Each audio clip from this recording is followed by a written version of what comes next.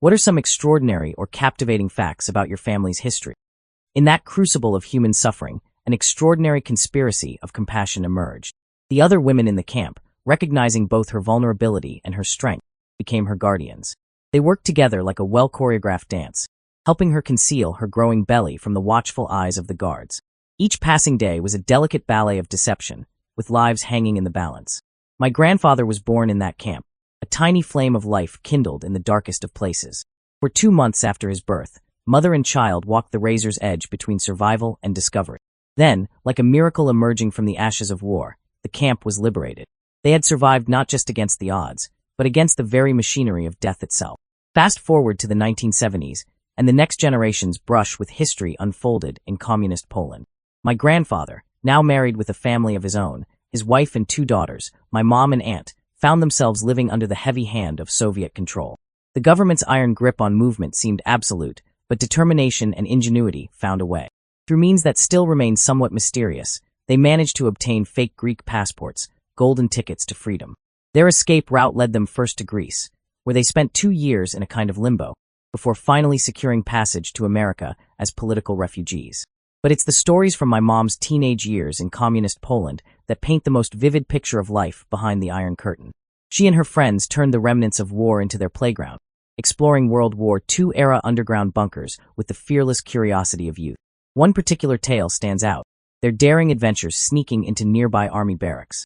The thrill of danger nearly turned tragic when they were almost caught, hanging precariously from a wall as a soldier discovered them. The sharp sting of a baton across their fingertips forced them to drop, their hearts pounding as they hit the ground running. But perhaps the most powerful story comes from when my mom was 12, during one of the massive anti-communist protests that would eventually help topple the regime. Young Anya and her friends, caught up in the surge of history, found themselves in the midst of a police raid on protesters. In the chaos that followed, my mom took a tear gas canister to the leg, a wound that left more than just the gnarly scar she still bears on her right calf. It left an indelible mark on her soul, a physical reminder of the price of freedom. Story 17. The weight of history bears down heavily on our family's shoulders, particularly in the form of my great-grandfather's complex legacy during the Nazi regime.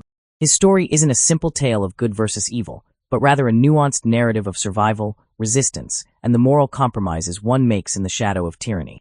In those dark days, the choice wasn't between right and wrong. It was between terrible alternatives. You either joined the Nazi Party or found yourself working in their camps. My great-grandfather chose what he believed was the path of least evil, but with a purpose that would only become clear later. He didn't just join the party. He methodically climbed its ranks, all while harboring a dangerous secret. He was working with Het-Ver, the Dutch resistance movement that fought tirelessly against Nazi oppression. His position within the Nazi hierarchy became his weapon. Like a master chess player, he used his authority to gather crucial information about the concentration camps, information that would make its way through a carefully constructed chain of resistance. His wife, my great-grandmother, became the crucial link in this dangerous game. The intelligence he passed to her found its way into underground newspapers, revealing the horrifying truth about the camps to a world that was still largely in the dark. After the war, when the time came to account for one's actions, his role in the resistance earned him exoneration. The evidence of his true allegiance was clear. He had never been a true believer in the Nazi cause, but rather a carefully placed spy who had risked everything to fight against it.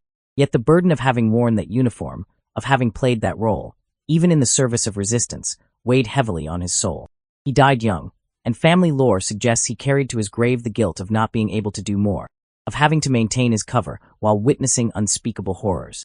This chapter of our family history remains an extremely sensitive topic, one that we guard carefully from outsiders. While we acknowledge the good he managed to accomplish, the full extent of what he witnessed or may have been forced to participate in remains untold, a dark shadow that we've learned to live with but never fully illuminate. There's another layer to our family history that adds an interesting contrast to this wartime narrative. My mother carries blue blood in her veins. Our family was granted nobility in the 1700s. Though it's the lowest rank of nobility, it's still a distinction that approximately 3,000 people share to this day. This aristocratic heritage stands in stark contrast to the moral complexities of our more recent history, a reminder that family legacies can contain both light and shadow, privilege and pain. Story 18. My mother's side of the family reads like a collection of spy novels and diplomatic intrigue, with my grandparents at the center of a whirlwind of international adventure. My grandfather's position with the British Embassy wasn't just a job. It was a passport to a life that spanned continents and cultures. each posting bringing new challenges and extraordinary experiences. Every few years, my mother and grandmother would find themselves transplanted to a different corner of the globe, their lives a constantly shifting kaleidoscope of languages, customs, and sometimes danger. From the sun-baked savannas of Kenya to the sophisticated boulevards of Brussels, from the canal-lined streets of Amsterdam to the fog-shrouded mysteries of London, each move brought its own unique story. One particularly heart-stopping tale involves my grandmother's brush with death in what should have been a routine journey. With my mom and uncle in the back seat, she found herself driving through what suddenly became an inferno, a forest fire that seemed to materialize out of nowhere, surrounding their car with walls of flame. With nerves of steel and a mother's determination to protect her children, she navigated through the burning landscape, the heat so intense it blistered the car's paint. It was just one of countless moments where diplomatic life proved to be far more adventurous than anyone might have expected. But perhaps the most fascinating chapter in our family's diplomatic saga reaches back to the years before World War II, when my great-grandmother unwittingly became an accidental spy. Having received tickets to the Olympics in Nazi Germany, she embarked on what was supposed to be a simple tourist visit. However, before her departure, she was approached by the British Foreign Office with an unusual request. While enjoying her holiday, would she mind taking photographs of shipyards and official-looking buildings? What followed was a masterclass in casual espionage. Between attending Olympic events and playing the role of an ordinary tourist, my great-grandmother carefully documented strategic locations throughout Germany. Her camera, seemingly capturing innocent vacation memories, was actually gathering vital intelligence for British authorities. She remained in Germany, continuing her covert photography until the very last possible moment, quite literally catching the final train out of the country as war was being declared. Going even further back in our family tree, we find a profound connection to one of history's great moral struggles. Our ancestors were Quakers in the UK who played their part in the abolition of slavery. While the exact extent of their involvement remains somewhat unclear in the historical record, we know they were active in the movement. It's a legacy that fills me with pride, knowing that my forebears stood on the right side of history during one of humanity's crucial moral battles. These stories, passed down through generations, serve as reminders that ordinary people can find themselves playing extraordinary roles in history's great drama. Whether it's my grandmother's death-defying drive through fire, my great-grandmother's amateur espionage, or our Quaker ancestors' fight against slavery, each tale adds another thread to the rich tapestry of our family's legacy of courage and conviction. Story 19. Our family's history is deeply intertwined with America's military past, with stories of courage and compassion that span generations. My great-great-great-grandfather's tale begins in the chaos of the Civil War, where he served in Battery B, 4th U.S. Artillery. His moment of glory came during the infamous Battle of Antietam, in that blood-soaked cornfield where the fate of the nation hung in the balance. In the midst of the carnage, he became known as the man who held up his commanding officer, a simple act of loyalty and strength that saved a life and earned him a place in military history. Decades later, his grandson, my great-grandfather, would forge his own path in military service, fighting for Canada in World War I. What makes their connection even more remarkable is the cache of letters they exchanged during the war, precious documents that our family still preserves. These yellowed pages bridge generations, connecting two men who served their respective nations in humanity's great conflicts. My great-grandfather's story takes an interesting turn after the war. He hosted a radio show about coins, sharing his passion for numismatics with listeners across the country. However, his conscience wouldn't allow him to remain silent when he witnessed injustice. He lost his radio show after publicly protesting the Japanese internment camps, standing up for what he believed was right even at personal cost. Life has a way of writing ironic chapters, though. Shortly after losing his show, he unknowingly became part of one of history's most significant and secretive projects, the Manhattan Project. In later years, he would describe his World War II experiences as containing both the best and worst moments of his life, though the full details of his role in the project remained shrouded in wartime secrecy. On the other side of my family tree, another tale of wartime humanity unfolded. My great-uncle, witnessing the injustice of Japanese internment, took extraordinary steps to help his friend Sammy and his family. When Japanese Americans were being forced into camps, my great-uncle purchased all of Sammy's family property for a symbolic price of $1. This wasn't opportunism, it was a strategy to protect his friend's assets. When Sammy's family returned from the camps, my great-uncle sold everything back to them for the same dollar, allowing them to reclaim their life without losing everything they had worked for. This act of friendship and integrity had far-reaching consequences. With their property and assets intact, Sammy's family was able to send him to Disney Studios for training, launching what would become a significant career in animation. Eventually, Sammy returned to Japan, taking his artistic talents with him. Though we've lost track of him over the years, I have only his first name and a faded photograph. I often wonder about his fate and that of his family. Did he find success in Japan's growing animation industry? Did he ever tell his children about the American friend who helped save his family's future? My great-uncle never had children of his own, so when he passed, we inherited everything, including this remarkable story of friendship transcending prejudice. It stands as a testament to how individual acts of kindness can ripple through generations, even when the full story of their impact remains unknown. Story 20. My family tree is a fascinating tapestry of contrasts, its branches reaching into the misty hollows of Appalachia and the sophisticated parlors of upstate New York, stretching from moonshine-running mountain folk to upper-crust Jewish society. On my biological father's side, his mother's family carved out their existence in the shadowy world of Appalachian moonshine production. They weren't just casual participants in the trade. They were artisans of illicit spirits, their lives a delicate dance between tradition, survival, and the ever-present threat of the law. These mountain craftsmen lived by their own code, their knowledge of the land as deep as the roots of the ancient trees that sheltered their stills. They didn't just run moonshine, they were keepers of a heritage, practitioners of an art passed down through generations. Their connection to the land was absolute. They knew every hidden hollow, every secret trail, every safe haven where they could practice their clandestine craft. In stark contrast, my mother's father emerged from a vastly different world. He came from an upper-class Jewish family in upstate New York, a world of refined manners and social expectations. The family left behind an extraordinary collection of photo albums, time capsules that capture life from the 1890s to the 1920s. These carefully preserved images tell the story of a family that moved in society's upper echelons, their lives a world away from the mountain stills of Appalachia. But even in this world of privilege, love had a way of appending social conventions. My great-grandfather, despite his family's position and expectations, chose to follow his heart rather than social dictates. He fell in love with my great-grandmother, a Jewish immigrant from Eastern Europe who didn't fit the polished image his family wanted to project. In choosing love over social standing, he walked away from his privileged life, writing his own chapter in our family's story of defying expectations. My mother's maternal side adds yet another layer to our diverse heritage. They came from the Italian Alps, lured to America by promises that turned out to be more fiction than fact. They were sold a farm in Minot, North Dakota, with assurances that it would be just like Italy. Anyone familiar with North Dakota's windswept plains can appreciate the cruel irony of this comparison. Yet despite the harsh reality that greeted them, they persevered. With remarkable resilience, they raised 14 children in conditions that couldn't have been more different from their alpine homeland, with my great-grandmother being the youngest of this extraordinary brood. The family eventually found their way to Washington state, where they opened a pawn shop, yet another dramatic shift in their journey from Italian farmers to American entrepreneurs. But their story took a tragic turn when my great-great-grandfather was shot to death in his store, a stark reminder of the price sometimes paid in pursuit of the American dream. Through it all, military service has been a constant thread in our family narrative. For 4 generations, members of our family have answered their nation's call, serving with distinction in the armed forces. This tradition of service provides a unifying thread that runs through our diverse family history, binding together moonshiners and society folk, immigrants and entrepreneurs, all contributing to the rich tapestry of our American story. Story 21.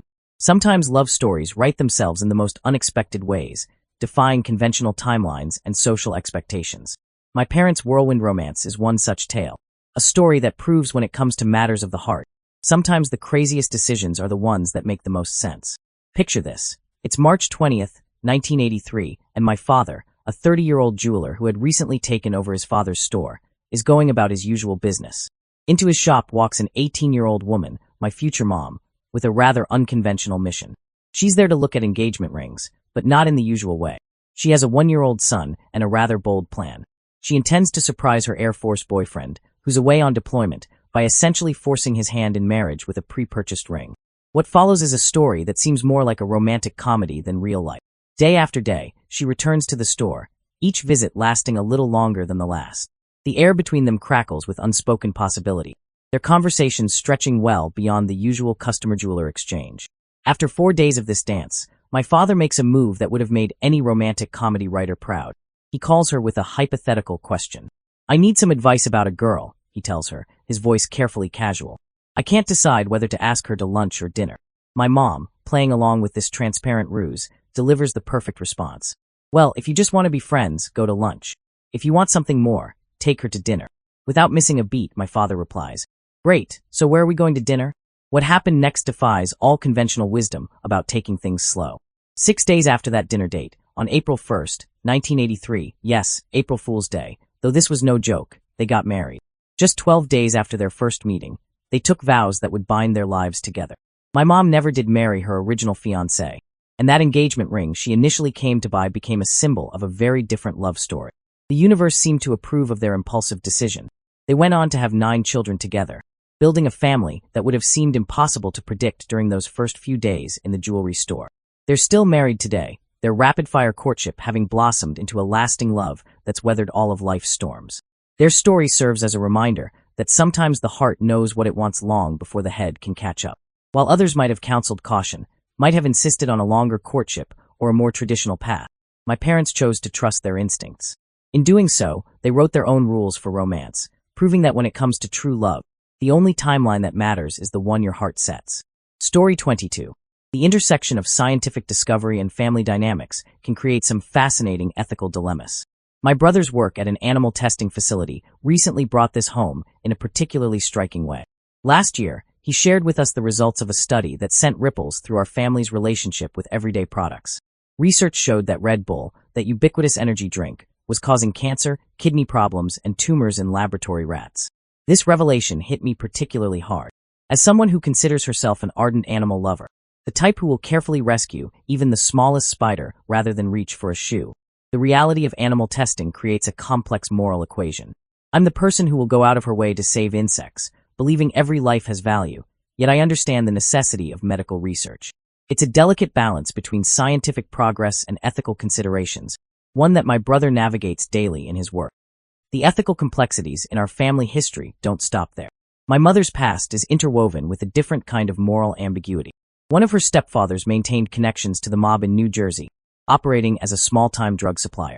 Yet in life's strange paradoxes, this same man, despite his criminal enterprises, proved to be the most positive father figure she ever had among all her stepfathers. It's a reminder that human nature rarely fits into neat categories of good and bad. Then there's my grandfather, whose reputation in our hometown still raises eyebrows among the older generation. Mention his name to anyone over 40, and you'll see an immediate recognition spark in their eyes, followed by a knowing smile. His fame, or perhaps infamy, stemmed from his remarkable talent as a singer and guitarist, but even more so from his legendary status as a ladies' man. His romantic entanglements were so numerous and complicated that they created some rather awkward family situations. Case in point, my dad and his half-sister were born just a month apart, their mothers living mere blocks from each other. The story serves as a reminder that family histories are rarely simple or straightforward. They're often complicated tapestries woven from threads of both light and shadow, achievement and scandal, love and indiscretion. Each generation must grapple with the legacy of those who came before, while trying to chart their own course through the moral complexities of their time. Story 23. Deep in the heart of Louisiana, where Spanish moss drapes the trees like ancient memories and the air hangs thick with untold stories, my family history took a dramatic turn that defied the social conventions of its time. It's a tale of murder, forbidden love, and the complex racial dynamics of the American South. A story that begins with my grandfather killing my grandmother's late husband before claiming her as his bride. The sequence of events unfolds like a Southern Gothic novel. My grandmother, married to her second husband, was carrying on a clandestine affair with my grandfather. The situation became even more complicated when she became pregnant and gave birth to my father. In a time and place where racial identity could determine one's entire future, she began claiming African American heritage, despite neither she nor her husband being black. My father's appearance, however, told a different story, one that pointed directly to my grandfather. The tension finally erupted in a confrontation between my grandfather and my grandmother's husband. According to my father's carefully chosen words, "If Grandpa's name killed you, you needed killin'," a phrase that hints at the late husband's reputation for violence, particularly towards women. The implication was clear. This wasn't a simple case of murder, but rather an act of protection and justice in a time when the law often turned a blind eye to domestic abuse. What happened next was perhaps even more remarkable than the killing itself. In the backwoods of Louisiana, my grandfather, a black man, married the woman he'd made a widow, a white woman. This occurred nearly 2 decades before interracial marriage would become legal in the United States. That this union caused no outrage, even though he had killed a white man and married a white woman, speaks volumes about the complex and often contradictory nature of race relations in the rural South. My father always maintained that my grandfather was a great man who commanded respect, and based on how this story played out, it's hard to disagree. In an era when racial violence was commonplace and interracial relationships could be fatal, my grandfather managed to navigate these dangerous waters with a combination of personal integrity and earned respect that transcended the racial boundaries of his time. The story serves as a reminder that the history of race in America isn't always as black and white as textbooks might suggest. In the shadows of official segregation, there were pockets of complexity where personal relationships and individual character could sometimes trump the rigid social codes of the day. My family's story is just one thread in this complex tapestry, a testament to how love and justice could occasionally prevail even in the most unlikely circumstances.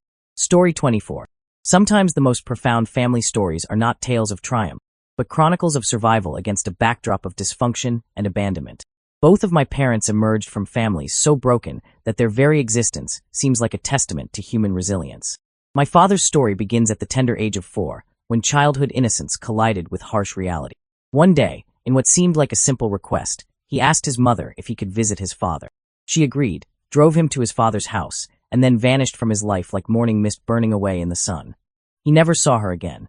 The casual cruelty of that abandonment, dropping off a child as if leaving a package at the post office, still echoes through generations. He grew up with his father, who never had any other children. Yet this seemingly exclusive father-son relationship was far from nurturing. When my father turned 17, his father abruptly kicked him out of the house, forcing him to join the Air Force simply to survive.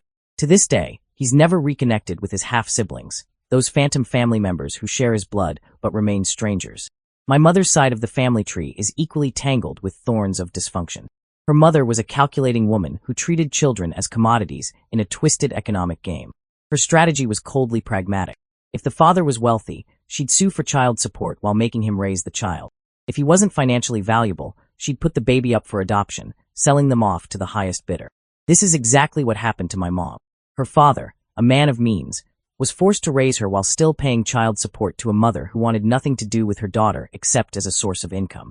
At least in this dark cloud there was a silver lining. My mom's dad was a kind man who remarried and had 2 more daughters, my half-aunts.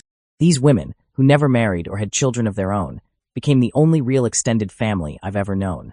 The ripple effects of this generational dysfunction meant that by the time I was born, all my full-blood aunts, uncles, cousins, and biological grandparents were either dead or long gone from our lives. My parents, however, managed to achieve something remarkable. They broke the cycle. Despite coming from backgrounds that could have justified perpetuating patterns of dysfunction, they raised me, my brother, and my sister with love and stability. Their achievement becomes even more impressive when you consider the odds they overcame. They didn't just survive their traumatic childhoods, they actively chose to be different, to create the loving family they never had. In doing so, they transformed their inherited legacy of abandonment into a story of redemption, proving that while we can't choose our family history, we can choose what we do with it. Story 25. In the pantheon of family legends, my grandmother stands as a figure of near-mythical proportions, a force of nature wrapped in human form. As a teenager, she would wrestle bulls, not as a sport or show, but as a raw demonstration of her extraordinary strength. Yet it was during a hurricane, when my mother found herself trapped in a room, that my grandmother's legendary power reached its apex. With her bare hands, she ripped a door clean off its hinges to rescue her child, leaving behind twisted metal and splintered wood as testament to a mother's determination. From that moment on, everyone in the family knew better than to cross her. She was truly the matriarch, in every sense of the word. My grandfather's story, while less dramatic in its physical manifestations, carries its own weight of dignity and service. As a police lieutenant, he built a career on protecting others, earning respect not through force but through character and dedication. His life took an unexpected turn when, driven by a desire for self-improvement, he pursued a degree in mechanical engineering while still serving on the force. The triumph of earning that degree, however, was quickly followed by tragedy. Just months after graduation, a stroke left him partially immobilized. The police department, recognizing both his years of service and the circumstances of his disability, granted him an honorable discharge. He retired with numerous commendations for his character and service, his career cut short but his legacy intact. The tapestry of our family history becomes even richer on my maternal side. My grand-uncle achieved the status of national hero, though the details of his heroic acts have become somewhat obscured by time. My great-grandfather's story adds another fascinating thread. He married a Japanese immigrant named Maro, affectionately known in the community as La Oncida. In an era when Japanese families typically remained isolated within their own communities, their union was considered highly unusual, a bridge between cultures that few dared to build. My maternal grandfather carved his own place in history as a founding member of our country's leading political party, working alongside luminaries like former President Professor Juan Bosch and Professor Alberto Bas, who happened to be our next-door neighbor. His wife, my maternal grandmother, was a brilliant mathematician of mixed Haitian and Kalo heritage, though her brilliant mind was often clouded by the challenges of schizophrenia. Meanwhile, my paternal grandparents' story reads like a classic tale of love and its complications. My grandfather met my grandmother while stationed as a soldier in her town. She would later joke, with a mix of humor and resignation, that she couldn't fathom why she chose him, given his notorious weakness for prostitutes. Their marriage endured despite his frequent infidelities, perhaps a testament to the complex nature of long-term relationships. Our family's history is deeply rooted in the land itself. My parents, my siblings, and I lived for 10 years on my paternal grandparents' sprawling property, which contained 4 houses, each now belonging to their children. The exception is the 5th son, Jesus, who has been in prison since before my birth, another chapter in our family's complex narrative.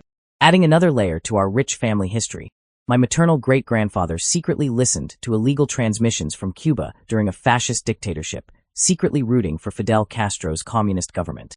My great-grandmother lived to the remarkable age of 98, and her parent, now 56, is still alive, though peculiarly selective about his care, allowing only my 21-year-old cousin to tend to him. Story 26. The shadow of the Korean War looms large over our family history, its dark tendrils reaching across generations. My great-aunt emerged as a beacon of resistance during the Japanese occupation of Korea in the early 1900s, her courage manifesting in leadership during the March 1st movement of 1909. Her defiance came at the ultimate price. She was arrested and eventually died in prison, her years of harsh treatment a testament to the brutal nature of colonial rule. On my father's side, our roots trace back to Pung, a coastal town near Pan, where the family's tragedy would unfold in the crucible of ideological warfare. The 1950s brought a wave of anti-communist paranoia that swept through the region like a deadly tide. The consequences were devastating. Many of our relatives were executed during the communist crackdowns, their deaths based on little more than suspicion and fear. The burden of proof lay not in establishing guilt, but in proving innocence, a nearly impossible task in those paranoid times. The story of my maternal grandfather's family carries perhaps the deepest wounds. Their entire family perished during the Korean War, victims of a tragic irony. They were executed under suspicion of being communists simply because my grandfather had lived in Pyongyang before fleeing south just before the war began. Their past residence in what would become North Korea was enough to mark them for death, regardless of their true loyalties. Another branch of our family tree was severed during the Gwangju Uprising of 1980, when civilians rose up in a desperate bid to bring democracy to South Korea. My great-uncle, a veteran of the Vietnam War, met his end during this tumultuous period. According to family whispers, he didn't go quietly. Drawing on his combat experience, he put up fierce resistance before falling to the government forces sent to suppress the rebellion. Our family story is one of survival against overwhelming odds, of bearing witness to the brutal cost of ideological conflict.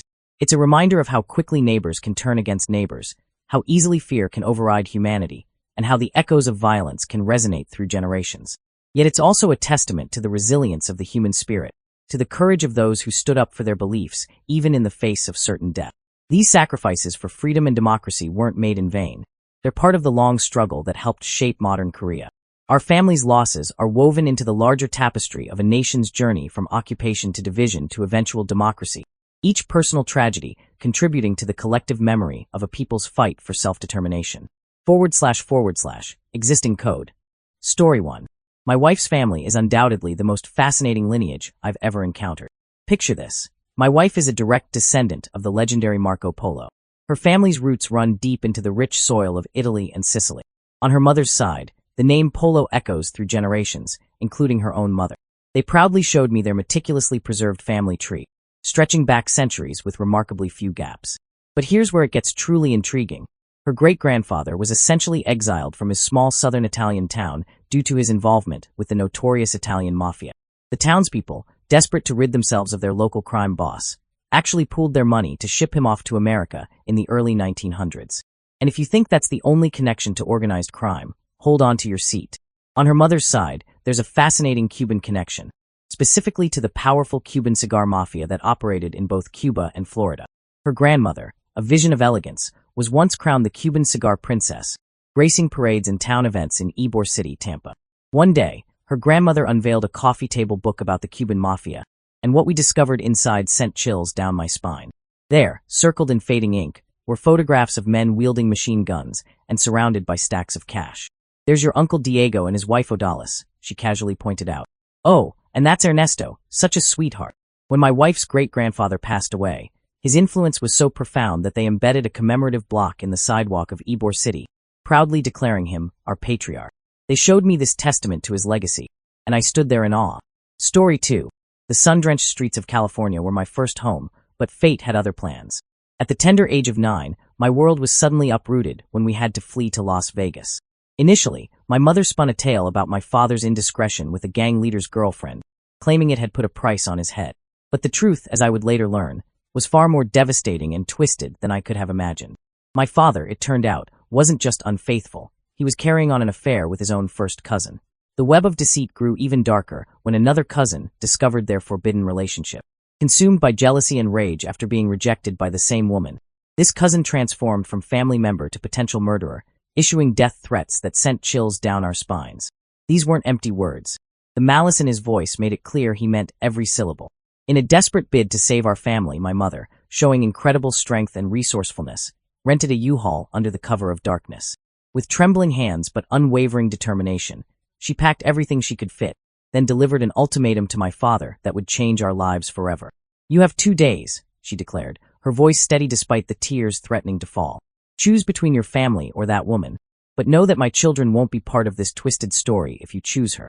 The clock ticked away those 48 hours, each minute heavy with anticipation, until finally, he made his choice. He stayed. Looking back now, with years of disappointment and heartache between then and now, I find myself wishing he hadn't. My father has proven to be nothing but a monumental disappointment, his presence a constant reminder of the chaos he brought into our lives. Story 3. Deep in the heart of Appalachia, where coal dust painted the sky and danger lurked in every mine shaft, my great-grandfather Salvatore's extraordinary journey began. Every day, he would descend into the bowels of the earth alongside his father, their lives hanging by the thinnest of threads. Then came that fateful day, the day the mountain decided to claim its own. The mine collapse was sudden and merciless, trapping Salvatore and several other men in its dark embrace. As the walls closed in and the air grew thin, Salvatore, facing his mortality in the pitch darkness, made a desperate plea to the heavens. "Lord," he whispered through coal-stained lips, "if you grant me life, I swear I'll never step foot in these mines again."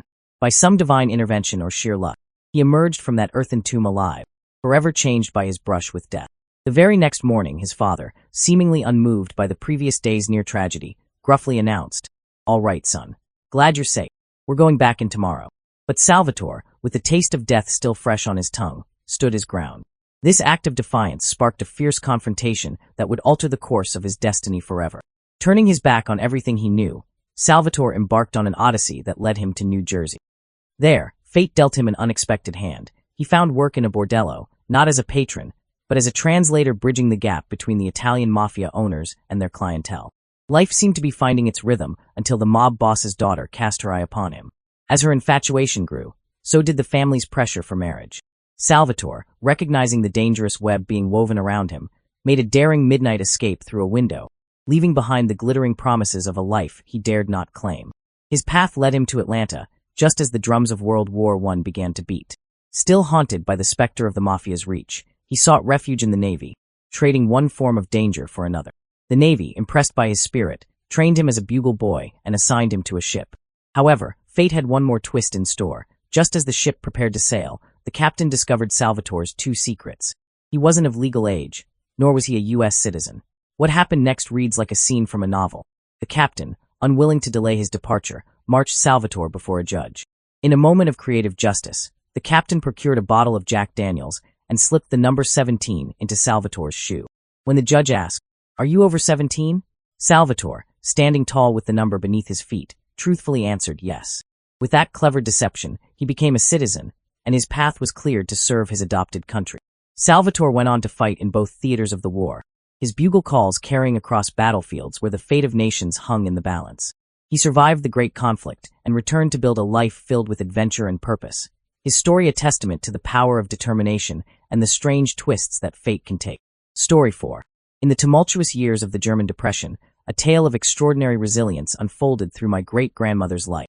At just 15, she arrived on American shores, clutching nothing but hope and determination. without a word of English in her vocabulary. As economic storm clouds gathered over her homeland, she threw herself into mastering the English language, working her fingers to the bone to amass enough money to rescue her family from the gathering darkness in Europe. Fate, however, had other plans. The cruel hand of the 1929 stock market crash swept away every penny she had saved, leaving her dreams in tatters. But like a phoenix rising from the ashes of financial ruin, she refused to let this setback define her. She started again from scratch, her spirit unbroken, her determination doubled. During this period of rebuilding, she found employment in the household of none other than Thomas Edison, serving as a maid in the great inventor's home. It was here, through a serendipitous twist of fate, that she encountered my great-grandfather. Though he wasn't working for Edison at the time, their paths crossed through mutual German friends during a chance visit to New York City. Their connection was instant and profound, leading to marriage and my great-grandfather eventually joining Edison's workforce. But there was a shadow that hung over my great-grandmother's time in Edison's household, a peculiar tension that she never quite understood. She often confided to my mother about Edison's strange behavior toward her, how he would deliberately avoid her gaze, skirt around her presence, and maintain an icy distance while freely interacting with others. The question haunted her. Was it her station as a maid that caused this treatment, or perhaps her German heritage during a time when anti-German sentiment still lingered in American society? This mystery remained unresolved, a small but significant thread in the tapestry of our family's American journey. Story 5. My husband loves telling this story, and his eyes still dance with amusement every time he recounts his first encounter with my rather unique family tree. Picture this. It's Thanksgiving, and he's about to meet my relatives for the first time. Day one starts normally enough as he's introduced to my mother's side of the family, my uncles, aunts, and cousins. He takes mental notes, trying to remember who's who, probably thinking he's doing quite well at keeping track of everyone. Then comes day 2, when we visit my father's side of the family. The moment we walk through the door, I see his face freeze in confusion, his eyes widening to saucers. In a whispered voice that's equal parts bewilderment and disbelief, he leans over to me. These are the same people from yesterday. I couldn't help but laugh as I delivered the punchline. Surprise! You see, my family tree doesn't exactly branch out, it's more like a pretzel. My mother's brother married my father's sister, and if that wasn't complicated enough, my mother's other sister went ahead and married my father's first cousin. But wait, there's more. My grandparents were first cousins themselves, though technically it was legal since he was adopted. My grandmother would always joke, with a mischievous twinkle in her eye, that she married him for 2 very practical reasons. First, so she wouldn't have to go through the hassle of changing her last name, and second, because she was the only girl short enough for him. He stood at a towering 5 feet 2 inches, while she was a petite 5 feet 0 inches. Out of their 8 children, the family height gene seemed to follow suit. Their tallest offspring is my aunt, who reaches the dizzying height of 5 feet 4 inches. Thankfully, some genetic diversity finally crept in when my 5 feet 10 inches mother married my 6 feet 2 inches father, giving some of us a fighting chance at reaching the top shelf without a step stool. The look on my husband's face as he tried to map out these family connections was priceless. Somewhere between drawing a mental family tree and solving a complex mathematical equation. To this day, he jokes that he needed a flowchart and a pair of 3D glasses to fully understand how everyone was related to everyone else. Story 6. Imagine being 12 years old and having the audacity to completely rewrite your destiny. That's exactly what my great-grandfather did when he had a falling out with his sister in England. Instead of sulking in his room like most preteens would, he took the dramatic step of becoming a cabin boy on a merchant ship, sailing away from everything he'd ever known. He never looked back, never returned to those familiar shores. To this day, that branch of our family tree remains shrouded in mystery. Do they still tell stories about the boy who vanished? Sometimes I dream of walking through that English town, stopping someone on the street and saying, "Remember that kid in your family history who disappeared without a trace? Well, he lived, thrived even, and I'm living proof." But that's just the beginning of our family's catalog of audacious adventures. Another great-grandfather, clearly not one to be outdone in the realm of outrageous exploits, somehow managed to steal an actual cannon from China. Yes, you read that right, a cannon. This particular piece of artillery later met its explosive end when my grandfather accidentally detonated it, with my father standing nervously nearby. The most intriguing part? This light-fingered ancestor left behind a letter to future generations, complete with a very specific warning. If you still bear our surname and ever find yourself in this particular region of China, for heaven's sake, keep quiet about it. They might still be harboring some rather strong feelings about that missing cannon. Then there's the scandalous tale from our Norwegian branch of the family tree. A few generations back, one particularly troublesome ancestor managed to get himself exiled from the entire country of Norway. No small feat, mind you. for the rather impressive achievement of impregnating both his maid and his sister simultaneously. Upon arriving in America, presumably looking for a fresh start, he promptly befriended another Scandinavian immigrant, only to steal the poor man's wife. This colorful chapter in our family history tends to divide the relatives into two camps: those who find it hilariously outrageous, and those who vehemently deny it ever happened, despite the rather compelling evidence suggesting otherwise. Story 7. The weight of an unintentional tragedy can haunt a person forever. My grandfather carried such a burden, a dark secret that shadowed his days until his final breath in 1996. It began innocently enough, a night out with military buddies, the kind of evening young soldiers often spend unwinding over a few beers. The warm glow of the bar lights, the comfortable buzz of conversation, and my grandfather, young and full of life, harmlessly flirting with a woman at the counter. But fate had other plans that night. Another man at the bar took exception to my grandfather's innocent flirtation. My grandfather, ever conscious of his military status and wanting to avoid any trouble that might reflect poorly on his base, tried to defuse the situation with raised palms and peaceful words. The other man, however, had violence in his heart that night. He followed my grandfather outside into the cool evening air, the street lamps casting long shadows on the pavement. The sucker punch came out of nowhere, a coward's blow that forced my grandfather to defend himself. In that split second of instinct and adrenaline, he struck back. One clean hit, the kind of punch that would normally end a fight with nothing more than a bruised ego. But as the man fell, fate played its cruel hand. The back of his neck found the unforgiving edge of the curb with deadly precision. The sickening sound that followed would echo in my grandfather's nightmares for decades to come. Time seemed to freeze as my grandfather watched the man's friends desperately trying to shake him awake, their voices growing increasingly panicked in the night air. The reality of what had happened crashed over him like a wave of ice water. In that moment of fear and confusion, he and his buddies fled into the darkness, leaving behind a scene that would haunt him for the rest of his life. Years later, in the pages of his personal journal, my grandfather poured out his soul, confessing the shame and regret that had become his constant companions. He branded himself a coward for running, for not facing the consequences of that tragic accident. The weight of that night's events became a cross he bore in silence, a burden that shaped the man he became.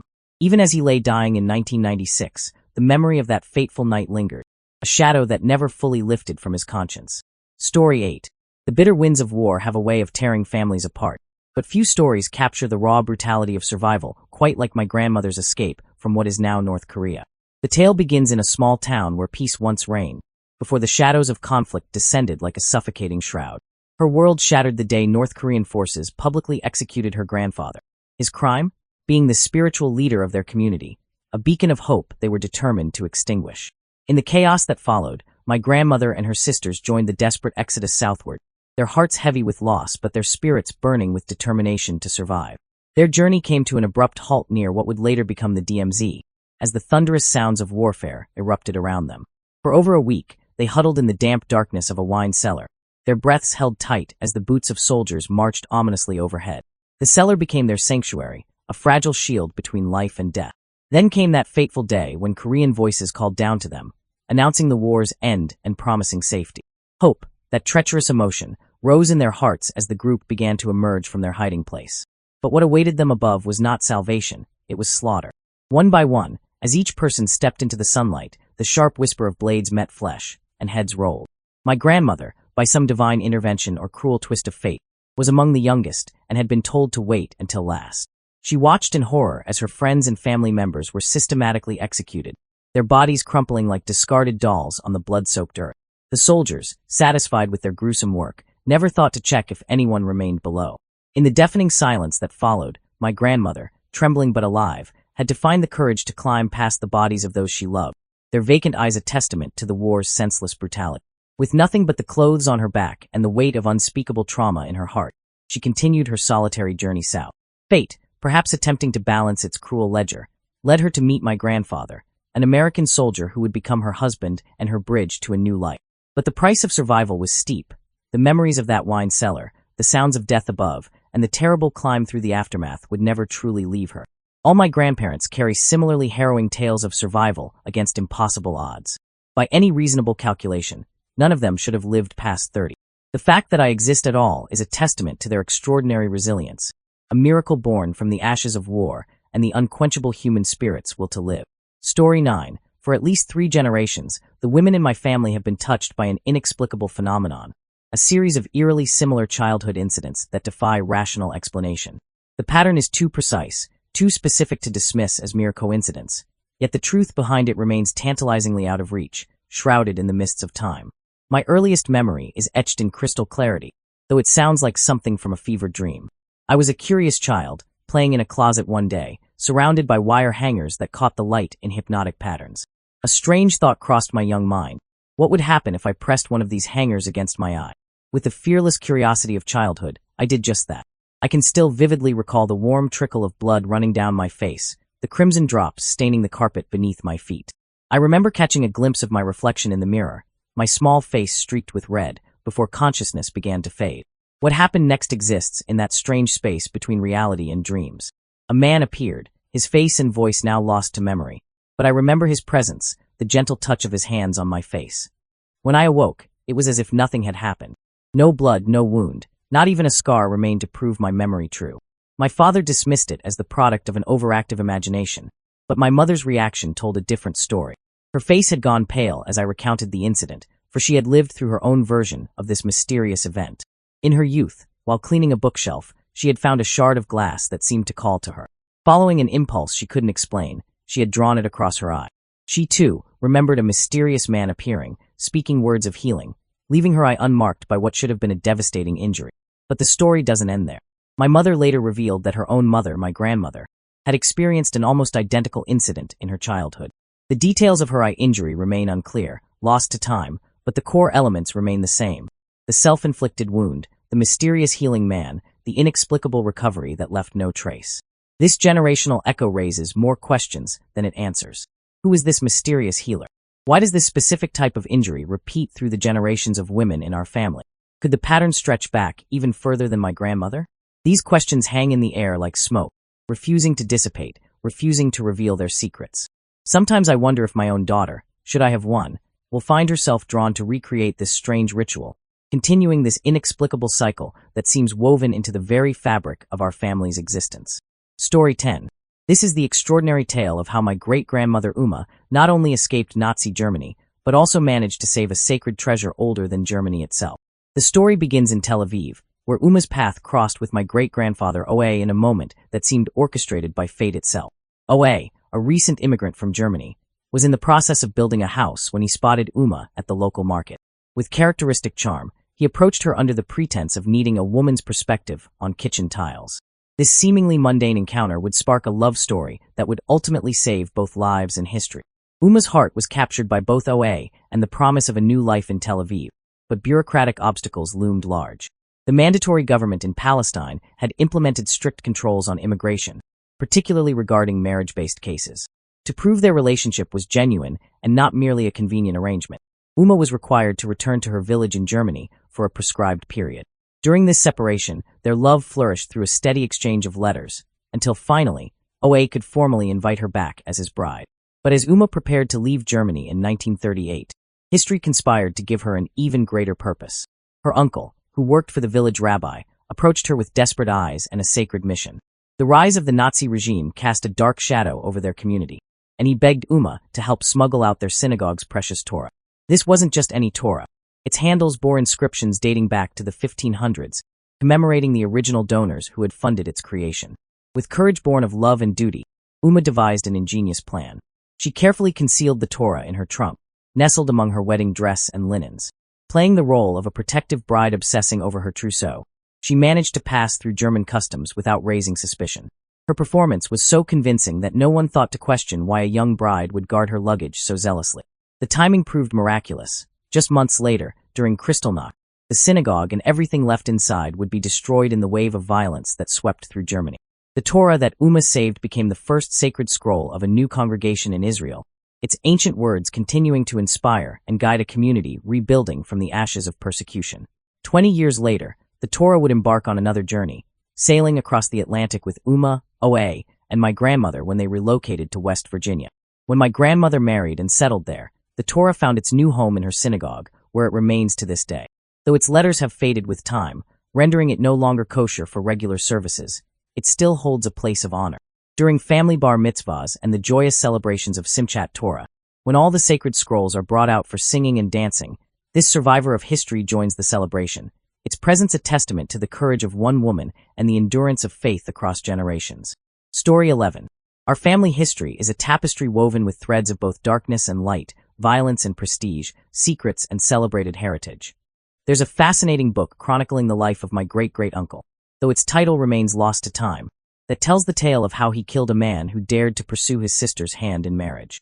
The details of this tragic episode remain shrouded in mystery, but the fact that it warranted its own published account speaks volumes about its impact on our family's story. On a more distinguished note, I can trace my lineage directly back to John Hancock. Yes, that John Hancock, whose bold signature blazes across the Declaration of Independence. It's not just a coincidence of surnames. My grandmother's maiden name carries this weighty historical connection. While some might boast about such a connection, our family has always viewed it as an interesting footnote rather than a defining characteristic of our identity. Speaking of identity, our family's understanding of its own heritage took an unexpected turn recently. For generations, we proudly claimed a rich blend of French and Cherokee ancestry, weaving elaborate stories about our mixed cultural heritage. Then came the age of DNA testing, and with it, a revelation that would shake our family's narrative to its core. When I gifted my parents an Ancestry DNA kit, the results painted a very different picture. Our bloodlines were predominantly Irish and English, with no trace of the French or Cherokee heritage we'd so long celebrated. But perhaps the most peculiar aspect of our family's genetic story involves my brother and me. We both share a blood type, type A, that according to conventional genetic science, should be impossible given our parents' blood types. Our mother is type B, our father type O, yet somehow my brother and I both emerged with type A blood. The medical community assures us this is extremely rare, but not impossible. Yet the statistical improbability of it happening twice with the same mother led our parents to harbor serious doubts. They were so concerned about the possibility of a hospital mix-up that they went to the extraordinary length of having both paternity and maternity tests performed. The results confirmed what they should have known. We were, indeed, their biological children, just with an extremely unusual genetic quirk. Adding another layer of intrigue to our family's genetic peculiarities is a remarkable pattern that's played out across generations. My mother comes from a family of 6 brothers, and in each of their families, including hers, children arrived in the exact same order: girl, girl, boy. Now, as our generation takes up the mantle of parenthood, we've observed the pattern has mysteriously reversed. So far, everyone has had children in the sequence: boy, boy, girl. We're all watching with fascination to see how long this mirror image pattern will persist, adding another chapter to our family's book of genetic curiosities. Story 12. In the tumultuous year of 1906, my great-great-grandfather embarked on an extraordinary journey that would shape our family's destiny. At the tender age of 14, he left the sun-baked shores of South Africa, crossing vast oceans alone in search of the American dream. His story, however, would prove to be far more complex than a simple tale of immigration and achievement. Initially, he found his path in the structured discipline of the Navy, where he served with distinction. But it was his subsequent career as a prohibition enforcement officer that would lead him down a morally ambiguous path. He proved remarkably effective at his job, perhaps too effective. As time went on, a pattern emerged that would raise eyebrows among his superiors. Not all the confiscated alcohol was making its way into official evidence. The temptation of liquid gold proved too strong to resist. Cases of champagne, the finest vintages seized from bootleggers and speakeasies, began disappearing into his personal collection. In the dark hours of solitude, he would indulge in these illicit libations, a forbidden pleasure that would ultimately lead to his downfall. The irony was not lost on anyone, a prohibition officer, charged with enforcing temperance, succumbing to the very vice he was meant to suppress. His dismissal from the force was swift and uncompromising, made all the more scandalous by the fact that he wasn't even a U.S. citizen. But rather than serve as a wake-up call, this disgrace merely marked the beginning of a deeper descent into corruption. He reinvented himself as a tax fixer for the mafia and other powerful figures, using his knowledge of law enforcement to help criminals navigate the system. His expertise in this shadowy world eventually entangled him in the web of political corruption during the Truman administration. The House of Cards finally collapsed when he was charged with perjury, a crime that would have sent him to prison had fate not intervened. Death claimed him before he could serve his sentence, leaving behind a legacy that my grandmother prefers to keep buried in the past. Yet I find myself drawn to this complex chapter of our family history, fascinated by the story of a man who walked the line between law and lawlessness. The tale takes an ironic twist with the next generation. His daughter, my great-grandmother, chose a path that seemed designed to redeem her father's transgressions. During World War II, she served with distinction in the Navy, rising to become a highly respected lieutenant in the War Department. Yet even she couldn't entirely escape the family demons. Like her father before her, she too struggled with alcoholism, as if some dark inheritance flowed through our bloodline alongside the more noble qualities. Story 13. They say every family has its skeletons, but ours has an entire graveyard of secrets. Our family tree casts some particularly dark shadows, its branches heavy with tales of criminality that span generations. My biological grandfather on my father's side wrote his chapter in this notorious legacy when he was caught orchestrating an audacious scheme, smuggling an RV packed to the brim with marijuana across state lines. I can't help but appreciate the entrepreneurial spirit, even if I wouldn't admit it in polite company. But that's merely the opening act in our family's theater of darkness. The true horror story centers around my maternal grandmother, a woman whose actions would make Lady Macbeth seem tame by comparison. With calculated precision, she ended her own mother's life, smothering her with a pillow in what appeared to be a moment of peaceful sleep. The darkness didn't end with the deed itself. She proceeded to alter her mother's will, ensuring she would inherit everything. This chilling secret has remained buried for decades, known only to my mother and me, the weight of it pressing down on our consciences like a lead shroud. Justice never came knocking. No legal consequences ever touched her life, allowing her to carry this perfect crime to her grave. Yet this was just the beginning of my grandmother's descent into darkness. Together with her husband, they operated a mortuary, not out of any noble calling to help families through their grief, but as a front for a macabre scheme of stealing Social Security benefits from the deceased. They turned death into a profitable enterprise, exploiting the final dignity of those entrusted to their care. Perhaps the most disturbing aspect of my grandmother's character revealed itself in her relationship with my grandfather. Throughout my mother's childhood, she would regularly engage my mom, her own daughter, mind you, in brainstorming sessions about various ways to murder my grandfather. Can you imagine the psychological trauma of a child being asked by her mother to help plot her father's death? The casual way she approached these conversations, as if planning a family vacation rather than a murder, adds an extra layer of horror to the tale. The dysfunction doesn't end there. My father followed in the family tradition of substance abuse, becoming a raging alcoholic. My mother, meanwhile, bears her own crosses, disabled and currently recovering from her 10th major spinal surgery. The other grandmother, on my father's side, completes this triangle of trauma as an abusive narcissist, her toxic influence seeping through generations like poison through soil. Looking at this litany of dysfunction, one might expect me to be irreparably damaged. Yet somehow, I've managed to forge my own path. I'm genuinely happy, finding joy in life despite the dark legacy I carry. Yes, I have my moments of depression. Who wouldn't, given this family history? But I've made a conscious choice not to let the bad blood in my veins define my existence. I've learned that while we can't choose our family's past, we can choose how we write our own future. Story 14. In the annals of Canadian crime history, there exists a chapter known as the Great Canadian Gold Heist. While it might sound like something out of an old western, with masked bandits holding up steam trains, the reality was far more sophisticated. A tale that could have been lifted straight from a Hollywood heist movie. And at the center of this audacious crime were two of my mother's cousins, the Granco brothers, along with their accomplice, Ken Lehman, who would later earn the oddly genteel nickname, the Gentleman Bandit. The target was Air Canada, which at the time was responsible for transporting much of Canada's gold reserves by air. Through careful observation and planning, my cousins and Lehman discovered the precise scheduling of these precious cargo flights. Their plan was brilliant in its simplicity, yet daring in its execution. It began with something as mundane as picking up an Air Canada invoice from the ticket counter, a small detail that would prove crucial to their scheme. Dressed in nondescript overalls that gave them an air of legitimacy, they waited for their moment. The real genius of their plan lay in its timing. They allowed the legitimate armored truck to complete its delivery of gold bars to the aircraft. Then, with the confidence of those who belonged there, they drove their own hijacked armored vehicle onto the tarmac, approaching the plane as if they were simply following standard procedure. The crew, having just loaded the genuine shipment, were caught completely off guard when my cousins presented their forged invoice, claiming the gold needed to be immediately offloaded for further transport. The documentation looked official, the uniform seemed correct, and their manner was so professional that no one questioned their authority. In a matter of minutes, the crew helped them load millions in gold bars into their waiting truck. Then came the most audacious part of all. They simply drove away.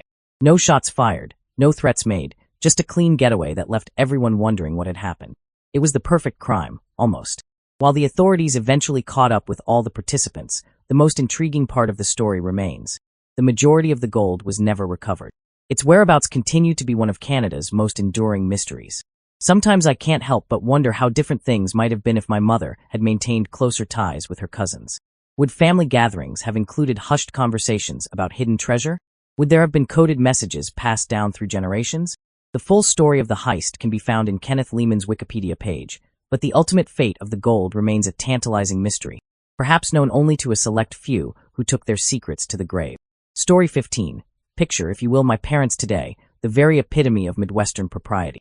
My mother, who considers turtlenecks the height of daring fashion, and my father, who treats even the mildest curse word as if it were a capital offense. They're the kind of people who think mayo is too spicy and consider watching PBS after 9 p.m. to be living on the wild side. But beneath these carefully cultivated personas lies a secret past that would shock their church group into collective apoplexy. You see, in their 20s and 30s, my parents were what you might generously call free spirits, though absolute wild children might be more accurate. They were the masterminds behind elaborate pranks that became local legends, and their capacity for alcohol consumption would have impressed a hardened sailor. Their love story perfectly encapsulates this hidden wild streak. Picture this scene. My mother, future champion of modest necklines and proper behavior, first caught sight of my father at the local races. Did she demurely catch his eye and wait for a proper introduction? Oh no. This paragon of propriety decided the best way to get his attention was to launch a beer can at his head with the precision of a major league pitcher. The most astonishing part? It worked. That flying projectile of romance sparked a connection that would lead to marriage and a lifetime together. Now, whenever I bring up this story, they exchange glances and laugh, though they quickly try to stifle their mirth as if worried their current selves might catch their past selves misbehaving. During my childhood, they worked overtime to conceal this rebellious chapter of their lives, terrified that I might follow in their footsteps. The irony of their transformation from party animals to proper parents never fails to amuse me. It's as if they used up all their wild oats in their youth and decided to spend their parenting years pretending those oats never existed.